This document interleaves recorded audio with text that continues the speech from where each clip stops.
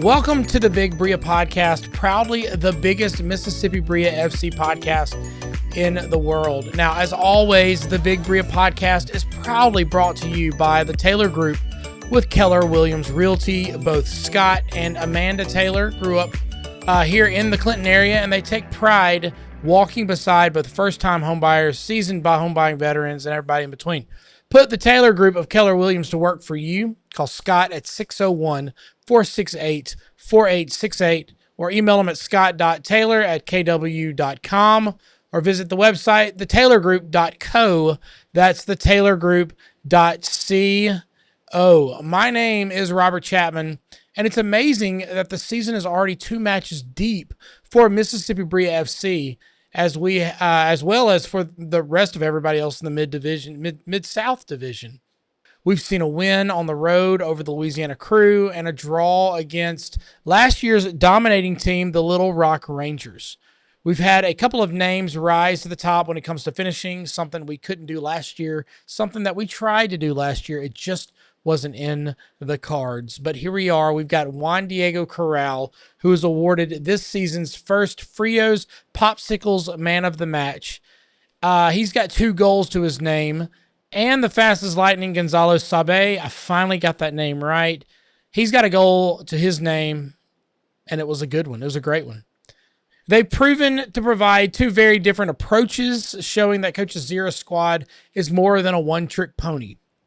Then there's Brilla veteran Gabriel Sa, who was named the home opener's Frios Popsicles Man of the Match. I mentioned earlier in the second match reaction that Sa is always involved. He's always there. He hits it hard from box to box, making himself an option instantly when on attack and muddling up opponents' efforts when they try to counter or move into Brilla's defensive third. One of the players that has been sitting on the back of my pay attention radar is Enrique Borlido. He's a similar player to Sa. He's constantly present. He's always got his head up, head on a swivel, right? He is always willing to make the play, be it selfish or unselfish. He passes when he needs to pass. He takes it when he needs to take it. Add to that list Nicholas Rodriguez and savior of the errant corner kick ball, former Hines standout Gian Filizola. Man, look, my heart almost fell out of my chest when he saved that goal. Holy cow, I thought it was in, but he stayed where he was supposed to be. He took care of business and kept the ball out of the net. If anybody is a defensive player and you want to know exactly how to play that role, Gian Filizola is where it's at. Finally, between the sticks, we've got Luca Baena. I mentioned before that this year is a year where all 4 keepers on the roster are new. Last year's standout keeper, Sebastian Conlon, was drafted out of the University of Kentucky to play with the LA Galaxy. If you've been around, we've had the likes of Jordan Bell, who was fun to watch, and a wall in the net. Luca is one of those names that we'll be able to add to that list. He's a beast against a shot. But what really stands out is his service out of the net. He's dead on a long goal kick, smart with a short one, and has a near pinpoint accuracy when punting out of the back. He doesn't deliver random 50-50 balls. He puts some polish on his deliveries that swing the point of attack from build up to a near, basically like a basketball, like an alley-oop.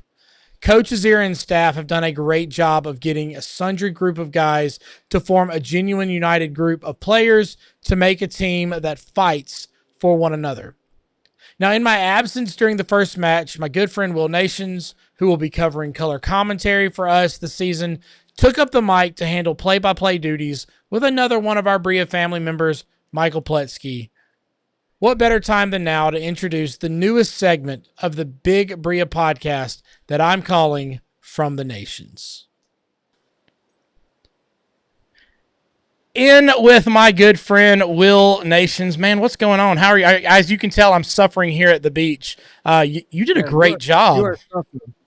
Yeah, toughening. That's what I'm doing. I appreciate you letting us jump in behind the mic. I know I'll be joining you on Wednesday and for the rest of the season at Robinson Hill Stadium, and thank you for letting Michael Pletsky jump on too. I know an acquired taste, some might say, but he was a lot of joy to have in the press box with us, and He's just a lot of fun. I had to catch myself a few times from actually laughing into the mic just because you have to understand his comedic timing of things. And so there are several things where I had to kind of mute myself just to avoid the laugh into the mic. Yeah, I feel you on that. He's not from Mississippi, right? Is it Nevada, Arizona, somewhere out there in the desert? He is from everywhere. He has lived in Utah, Arizona, went to San Diego State University, lived in Nevada, even lived in the Panhandle near Fort Walton Beach. So he's been all over the place. But we're so glad to have him at Clinton High School as an assistant soccer coach and a geometry teacher, also with Brilla Juniors as a club coach. So just a very wealthy, knowledgeable guy, full of soccer knowledge and full of opinions as well. I was about to say, that's the good word. The word that usually goes with Michael Pletsky is opinion, and he's a good guy, and he did an excellent job. But again, you did a good job as well, kind of holding down the reins, and I appreciate it. So I kind of want to jump into this from the nation's thing. You've got an excellent eye for seeing tactics and shifts and all this kind of stuff. So what did you see? What did you notice in that first home match for Mississippi Brilla FC? So really starting off for us, I really was excited about the energy that our players brought to the match against Little Rock Rangers, which is always a excellent squad out of Arkansas, always provides us with an exciting matchup. And our guys were just flying all around. I think you mentioned it last night in your Instagram post. They were post-match. I really thought our guys were just outstanding with their energy level, the way that they were willing to fly around the field. And that led to what I would say was the X factor of the night, which was our press, our forward press. When Little Rock was trying to build out, especially during the first half, Little Rock was trying to be patient. They were okay with swinging it around the back four that they had in their 4-3-3, combining with maybe a center midfielder, and okay with those short passes. And then as the game progressed in the second half, because our press was so good and was not difficult to break down, was difficult to break down, they started going more direct. And I think that was actually to their detriment more so than it was to their advantage. Mm-hmm. And so because Mike Azira has set up such a good press in that 4-2-3-1, it's really benefited us. He's tucking in his wingers. It's initially a 4-3-3. So when the team sheet gets handed to you, it's a 4-3-3. So if you think about that, that's 4 defensive players, 3 what I like to call supporters, the midfield players. They support the defense and they support the attack. And then your bank of 3 up top, which is usually a left winger, a right winger, and a striker. Or if you just want to kind of use layman terms, just 3 strikers. Well, what Mike Azira has done is brought those strikers and tucked them inside next to a center midfielder to deny interior passes. And Hayden Thomas, Gegg, several of the strikers that played up top did a great job of forcing center backs towards the fullbacks. And then because we denied interior passes with our wingers tucking inside next to an attacking midfielder, they had to go long so many times. Yep. And I think that was really, really positive for us. You know, you talk a lot about that stopping that interior pass. That's something that I wouldn't call it level 1 or level 2, but it's something you teach the 13 and 14-year-olds that if you can give them the outside, let them have it all day long, take away that center pass, and that's exactly what they did.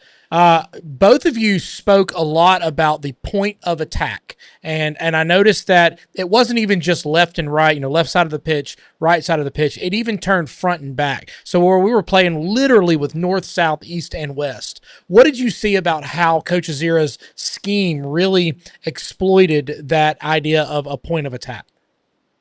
Well, it really goes through our fullbacks, and I tried to do my best to sing their praises from Sa, who was man of the match last night, to Philozola, who was on the left back. Those 2 young men did an outstanding job of switching fields with long diagonals, or maybe even connecting with a center midfielder, one of those 3 in the middle for Brilla, and also making sure that when they switched attack, that they went on the front foot, sprinting forward with the ball and making something happen down the left or the right flank. And you're right. There's 3 ways you can get through a team. You can go around them, you can go through them, or you go over the top. And when you change that point of attack, usually you kind of do both. You usually go over them, and then you also go around them when you change that point of attack, because usually it's that big long diagonal that you might notice when you're watching the game. And I was sitting there this morning watching Premier League, and you can see the same thought processes in the USL too. Yeah, and it's right here in your backyard. Yeah, it's not a massive shift of what's happening. In both in this developmental USL2, and then you go all the way up to the Premier League in England. It's kind of the same thing we talk about in education, where you're getting the same standards. It's just an intensity of rigor, and that's what you saw there. Speaking of, Premier League, I want to go ahead and kind of commend you in the fact that you're Tottenham Hotspur. We call them the chickens at our house. So the Spuds are still in the Premier League. Congratulations. I'm excited for you. Yes, I was sweating it out this morning. The result over at London Stadium with West Ham versus Leeds, the Hammers taking the win off of them, but we just needed a tie. But that's never where you want to be. We watched it last weekend in the Scottish Premiership when Hearts, all they needed was a tie against Celtic, and then come out 3-1 losers to the team out of Glasgow, the Old Firm, right there with Celtic in the hoops. But yeah, fortunate. But I am going to say, I have switched. See, it's a little reverse right there. That's right. It's summer. On the screen, but I switched my yellow shirt. I switched my yellow shirt from the Tottenham one, but to my local squad, Mississippi Brilla, because that's the team that's in my backyard, and we always want to support the grassroots. So tell me a little bit about what you saw with a shift of offensively. So again, we've talked about, or we just mentioned earlier about, that idea of, giving them the outside, taking away the middle. That's a I don't know. Like I said, it's not an extremely high tech mentality, but it takes a few different processes. It's the same thing here of preparing with multiple formations. You're not just going to go in playing one at the top. You're not just going to go in playing two at the top. You're going to switch. Sometimes you got three at the top. Sometimes you're using those wingers that are on the defensive end who are sprinting all the way down, and you got an extra two and a half happening up top. What did you see offensively that really helped Brilla when they would shift their formation in an appropriate way in an offensive manner? So, yeah, you definitely saw that. And when they turn the team sheet in, it's a 4-3-3, but it really is more so a system. That's just kind of like a base set that you go into. And really, I think when Brilla had the ball, they did a great job of their attacking mid, their 10, joining our striker at the top, whether it was Gegg or Hayden Thomas up top, and really making more of a 4-2-4. And especially when we were able to get our fullbacks involved and really kind of turn it into more a 3-2-5, we were able to kind of get a little bit more urgency in the final third. I will say that is going to be something that's going to kind of be worked out. It's a 12-game season. We're in through match day 2, and you can't really be too upset though, because here we are. We're on 4 points. We've scored 3 goals. Goal differential's looking good at +1. And so that's going to take some time, though, for the players to get used to each other and where they're going to be in that 18-yard box, or maybe who makes the run or who wants the ball. So, again, we talked about that shift, that you had a system. Systems are literally malleable. But what did you see defensively when these systems shifted and the other team decided to go 2 up top? Because I noticed that they went 1 to 2, sometimes even 3, and then our 2 center backs and our wingers. How did we handle things defensively that you saw? So, yeah, defensively, you started seeing us. You mentioned the second half where they started playing with 2 up top. Yeah. They were dropping one of their 3. They were in a 4-3-3 to start, and they started dropping one of those 9s, as we might call them on the tactics board. They started dropping one of those wingers or striker back into what we'd call the 10 spot, maybe even more of a meta for an attacking midfielder, and started playing with 2 up top that were a little bit more narrow, playing more of a targeted midfielder.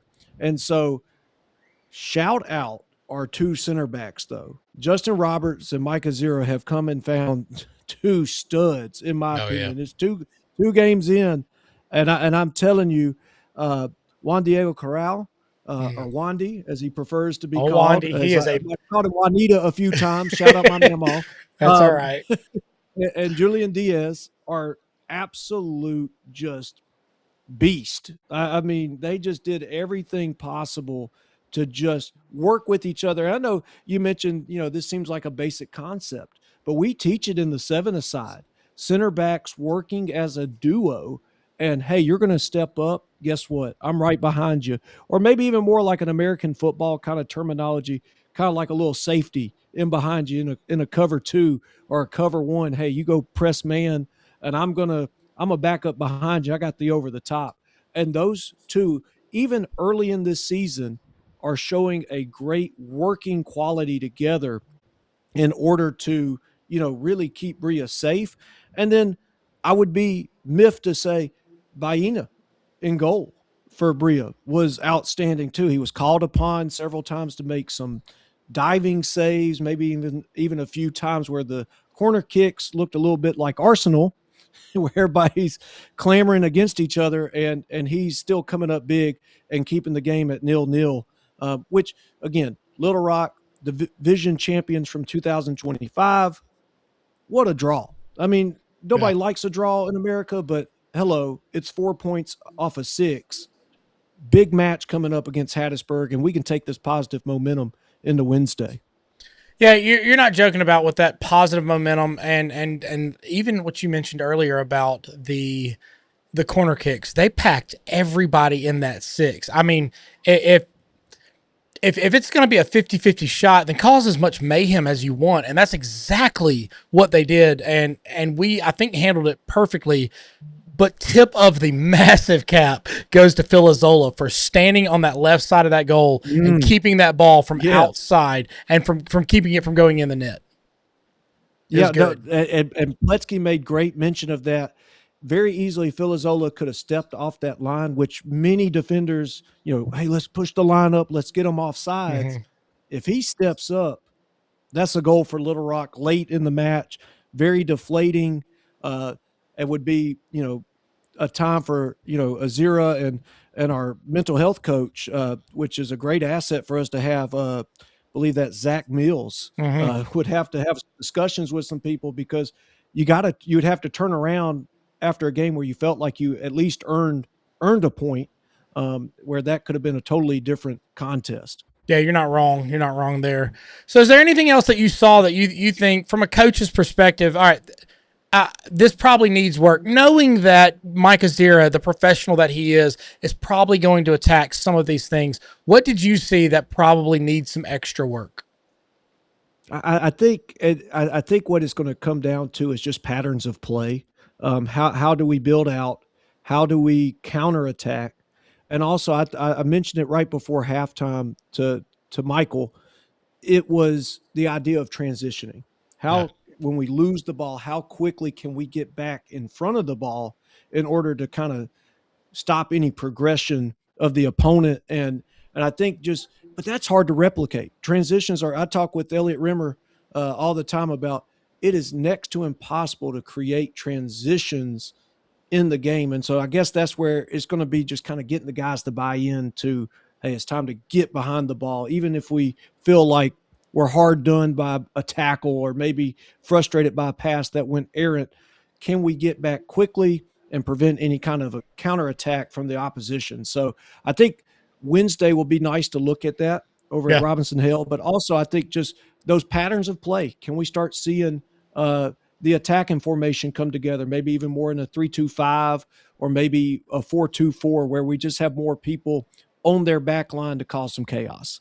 Yeah, that Mississippi Derby is going to be a wild one, because Hattiesburg, it's going to be wonderful. So Hattiesburg, and I think I've got this somewhere either in the beginning or the end of this podcast episode, you're not supposed to be that much of a dominating team as such an early young presence, and they came in with fire for the first few years they've been here. Yeah. So I know for a fact, the Michael Bells of the world, who used to be a Bria player and is now over there with the other team. I guess that's kind of like, as Arsenal fans having Gabriel Jesus. He used to be with Man City, but that's fine. He's ours now. That's right. It's going to be good, and it's always fun to have the kids from the South come up and take on the boys in blue. Yeah, no doubt. and that's what's fun. It's Jackson and Hattiesburg, or really Clinton and Hattiesburg, but it's that 90-minute split. I mean, it's like the Egg Bowl, Ole Miss and Mississippi State getting together. Geography plays a major factor in a lot of rivalries, and it's nice to have a team in the USL2 right in our own backyard. And you're right. They came out spitting and breathing fire, Hattiesburg has, since they've joined the league. And we saw it last year, too, with Denton and McKinney. Who've moved on to the Ranger division out in Texas. You know, they were two teams that finished 4th and 5th in our Mid-South division, which is no joke. I mean, I know a lot of people may not be familiar with the Southern Conference of the USL2, but this is a tough division, and it's hard to get your chops. Yeah, what'd you say last night? This is not a marathon. It's a sprint. You get in, you've got to win the first 3. Yeah, the first 3 are pivotal in the USL2. I mean, you look anywhere across the USL2 landscape, if you're not winning games in the first 3 or 4, you're kind of going to have a tough season, whether that's finishing middle of the table or at the bottom. But if you win these first 3 or 4 games, or at least get a result out of them, then you start, flirting with that playoff, which is the top 2 in the USL2 Mid-South division. So fingers crossed. Been a while for Brilla since they've been in that position, but makes for a fun summer, especially the month of June. I got a text from a few people after the first and second match saying this looks like Brilla soccer, and it's really good. There's a lot that I can see of 1, 2, 3 touch passes. We're not holding onto the ball too long. We're finding, like I always say, find a friend, like we tell the little kids, pass to a friend. We're doing lots of that, and it's wonderful. Yes. Close us out real quick. Close this out real quick and tell us a little bit about the Mississippi Blues. I know that you've had a little help or a little bit of assistance with that group with our women's division. We've got a few names that have played with Clinton High School, many a name that's played with Hines, with Mississippi College, a lot of Mississippi female names that are dominating soccer. Tell me a little bit about the women's Blues. Yeah, fortunate enough to, again, an assistant coach at the high school with the women's team. And Elliot Rimmer heads up the Mississippi Blues women's team, which is a part of the WPSL, which actually has some reserve U23 teams from the top women's league in America here in the United States. We went down to Louisiana Krewe on Tuesday. They fell to the Krewe 2-0. But when me and Elliot looked at the starting 11, and this almost feels like I'm telling a massive underground secret or something. All right. There were seven Division I players in the starting 11 for Mississippi Blues. And they're all local. Yeah. They're from the Jackson area. They're from Brandon, Ridgeland, Madison Central, Clinton. 7. We're talking from Ole Miss, Southern Miss, Auburn, even had a representative from Jackson Prep. So this is high caliber soccer, high level soccer. Last night they drew with Baton Rouge 2-2. Ellen Birchfield got her first start and goal for the summer. So if you know Ellen Birchfield, she's from Clinton High School, but she's a Mississippi State commit. So again, you can come out and see top level soccer on the women's side, and they play on Friday, May 29th at Robinson Hill Stadium. So if you haven't caught the Mississippi Blues women's side, good time to do it. And also on the men's side, they have a men's representative team that plays in the Gulf Coast Premier League. And I watched Friday night, I watched the first half, and there was several Clinton High School players out there. Eric Martinez, who's at Colin, Justin Singleton, and Braden Bridges, who are also at Colin, and even Elliot Rimmer put the cleats on and started. Old man Elliot Rimmer sitting over there at 30 years old, all in his 30 old years self. Old. Yep. That's good. But yeah, check out the Mississippi Blues. They play at Robinson Hill Stadium and Traceway, and so if you can find them on Instagram, ms.blues.sc, you'll be able to keep up with their season. It's a good relationship between Mississippi Brilla and the Blues program because there are former players that are playing with them. Shout out Santi Diosa and a few future players that are probably playing with them. Well, Will, I appreciate you letting me steal some time on a Sunday in the middle of the day. I'm not going to say that I'm happy that your Spurs have remained in. Y'all need us. That's Y'all right. Need us for the won the Derby. You can't have one without us. It's like baseball's better when the Yankees are good. I guess Premier League is better That's when right. Tottenham's Yankees and the present. Red Sox make the world go round. That's right. Well, I appreciate your time. I'll let you get back to your Sunday. I'm gonna head back to the beach in just a bit so I can relieve my wife of child duty and keep those brownie points where they need to be. That's right. That's right. Well, I appreciate you, Robert. I'll see you on Wednesday. All right, I'll talk to you later. All right. All right, let's close this out. Let's take a look around the league. The first couple of matches for everyone in the Mid-South Division have already come and gone, helping to flesh out what the table is looking like. Sitting on top with 4 points, 4 out of 6, and claiming the goal difference is Red River, along with Brilla. Brilla also has 4 out of the 6. They are nipping on the heels of the Red River. Louisiana Krewe is in third with 3 points, with Hattiesburg only holding on to a point after a draw with Red River. Hattiesburg's only had 1 match, so their match against Clinton, against Mississippi Brilla, will be their second. So the lone point for Little Rock came after their draw with Brilla. Memphis FC and the Jackson Boom, the 2 new teams out of Tennessee, they are both looking for their first wins. And that wraps up the table for the Mid-South, but there's plenty of soccer to come. So let's kind of take a minute and look into what's going to happen with Hattiesburg. Wednesday, May 27th, Brilla welcomes Hattiesburg Thunder for the Mississippi Derby. This, of course, will be Brilla's 3rd match, but only the 2nd for the Thunder. Since their inception just a few years ago, Hattiesburg has brought some major pressure and major confidence. Now, confidence that honestly shouldn't be present in such a new formed organization. You can call it arrogance if you want, but they've had a history of backing it up. So be careful how you approach that story, right? It's not bragging if you're good. It's not bragging if you can do it. And let me tell you, they can do it. Coach Thomas Dos Anjos has a squad of new names, a handful of familiar names. I'm looking at you, Michael Bell. A trend that runs rampant each season for all of our USL2 teams. They finished again, like we mentioned earlier, in a draw with Red River, scoring twice, but they also gave up 2 goals. So they're going to attack. They're going to take what they're going to get, but also they have a tendency to give up some goals. It's going to be a great match, and I encourage everyone who can come to watch and be loud, whether you're cheering for those boys in blue or you happen to be wearing the navy and red from Hattiesburg. Come hang out in Clinton. As with all of our home matches, this is slated to start at 7 p.m. on Wednesday, May 27th, Robinson Hill Stadium on the campus of Mississippi College. Thank you so very much to Will Nations for manning the play-by-play last match and for his incredible insights on the episode. With his presence, it really allowed me to be here at the beach to take some time off, although my wife will probably say I've been doing this a lot more than I've been doing anything else. That's all right.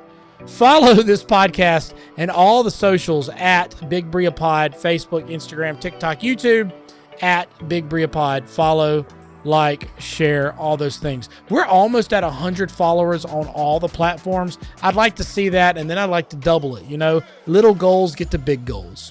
I'll see you on the live streams at the next home match and down the road right here on the Big Brilla Podcast. Be sure to cheer for the boys in blue.